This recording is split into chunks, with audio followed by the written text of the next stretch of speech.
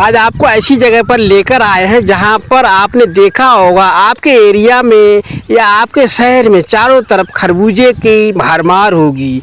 आप खरबूजे तो खाते हैं परंतु आपको ये पता नहीं होगा कि ये खरबूजे, तरबूज, लौकी, तुरई आती कहां से है। वही एरिया आपको हम दिखाने जा रहे हैं।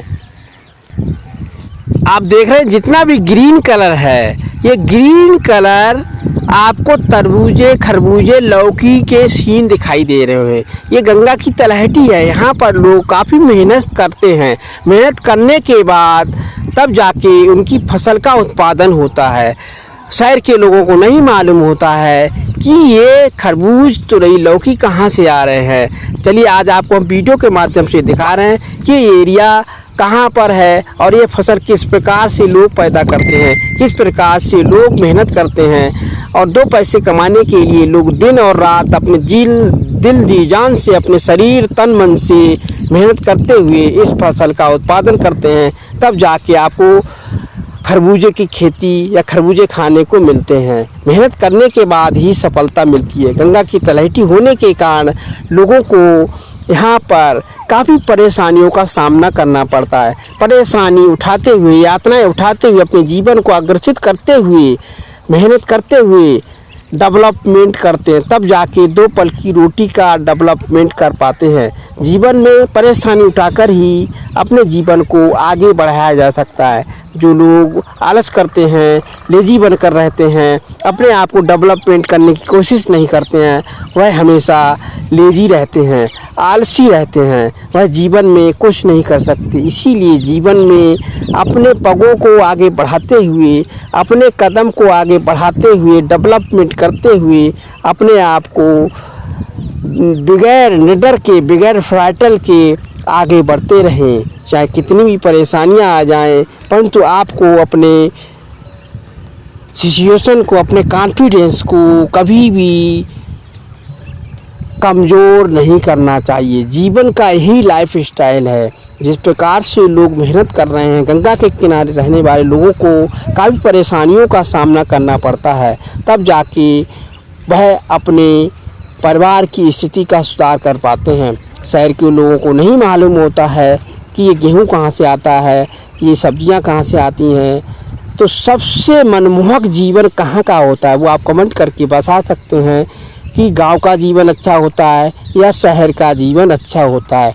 मेरी नज़र में तो सबसे ज़्यादा हमारी जो लाइफ स्टाइल है वो गांव की अच्छी होती है। गांव के अंदर शहर की तुलना में अधिक से अधिक ऑक्सीजन पाई जाती है। उस ऑक्सीजन से हम लोगों का शरीर डेवलपमेंट करता है, हम निरोग रहते हैं। हमारे जीवन के अंदर किसी प्रकार का रोग शरीर में नहीं पनपता है। हम खुले वातावरण में गहरी सांस ले सकते हैं। इलेक्ट्रिक ना होने के बावजूद भी हम अपने शरीर को डेवलपमेंट कर सकते हैं, अपने शरीर का ग्रोथ कर सकते हैं। शहर और गांव में काफ़ी अंतर होता है। शहर में इलेक्ट्रिक दो पल के लिए चली जाती है तो हमारा जीवन दुश्वार हो जाता है, हम गहरी सांसें लेने लगते हैं। शहर में एकता इन्विटेशन नहीं होती है, गांव में एकता इन्विटेशन होती है। लोगों के अंदर एक दूसरे के प्रति सहानुभूति होती है। लोग आपस में एकता बनाकर एक दूसरे का सहयोग करते रहते हैं। तो गांव का जीवन सबसे स्वस्थ और अच्छा माना गया है। शहर की तुलना में गांव का जीवन 80% ऑक्सीजन से भरपूर होता है। प्राकृतिक हवाएं मिलती हैं जिससे जीवन अच्छी तरह से कट जाता है। शहर के अंदर लोगों का जीवन सुरक्षित तरह से मनमोहक नहीं बन पाता है क्योंकि वहाँ पर ऑक्सीजन की तुलना में CO2 की मात्रा अधिक पाई जाती है और गांव में ऑक्सीजन की मात्रा 90% होती है जिससे लोगों का जीवन सही तरह से कट जाता है और अपने समय को लोग एक दूसरे के पास बैठकर एक दूसरे से वार्तालाप करके बिता लेते हैं। अगर किसी के पास कोई भी समस्या आ जाती है तो गांव के अंदर एक दूसरे का सहयोग करने के लिए हर समय लोग तत्पर रहते हैं, एक दूसरे के जीवन में समस्याओं को सुलझाने में लगे रहते हैं। जबकि शहर में अगर आपके ऊपर किसी प्रकार की कोई समस्या आ जाती है तो आपको एक पल के लिए कोई 1 रुपया देने वाला नहीं है, 1 किलो आटा देने वाला नहीं है। और गांव में अगर आपके ऊपर कोई समस्या आ जाती है तो मिलजुल कर लोग एकता बनाकर कलेक्शन करके आपको सहयोग करने के लिए हर समय तैयार रहते हैं। जीवन में हमेशा इन्विटेशन बनाकर ही अपने जीवन को आगे बढ़ाया जा सकता है। एकता में शक्ति होती है। इन्विटेशन बनाकर ही अपने जीवन को मोटिवेट करें, अपने जीवन में आगे बढ़ते रहें, हमेशा एक दूसरे का सहयोग करते रहें। तभी आप अपने जीवन में, अपनी लाइफ में एक भगवान रूपी शरीर को सही मोटिवेट दिशा में ले जा सकते हैं। अगर आप सही दिशा निर्देश नहीं कर पा रहे हैं तो आप एक ईश्वर शक्ति नहीं है, आप एक भगवान का रूप नहीं है। धरती पर सभी लोग मेला देखने के लिए आते हैं। 2 पल का मेला आप देख रहे हैं तो उस मेले में एकता बनाकर, संगठन बनाकर, यूनिटेशन बनाकर साफ दिल से जाएं और एक दूसरे का सहयोग करते रहें। एक दूसरे को भरपूर सही दिशा निर्देश करने में अपने पगों को, अपनी जवान को कंट्रोल में करते हुए आगे बढ़ाते रहें। सहानुभूति के द्वारा अपने आप को मोटिवेट करते रहें, तभी आपका जीवन सुरक्षित है, आप सुरक्षित हैं, आपका परिवार सुरक्षित है, आपके आसपास के लोग सुरक्षित हैं। अगर आपके अंदर किसी भी मानव या स्त्री पुरुष के प्रति घृणा द्वेष भरा हुआ है, उस घृणा द्वेष को अपने हृदय से निकाल देंगे तो आप अपने जीवन में एक भगवान रूपी शरीर के हकदार हो जाएंगे। अगर आपके अंदर छल कपट घुसा हुआ है और आप किसी को सही दिशा निर्देश नहीं कर सकते हैं तो आप मानवीय शक्ति के हकदार नहीं हैं।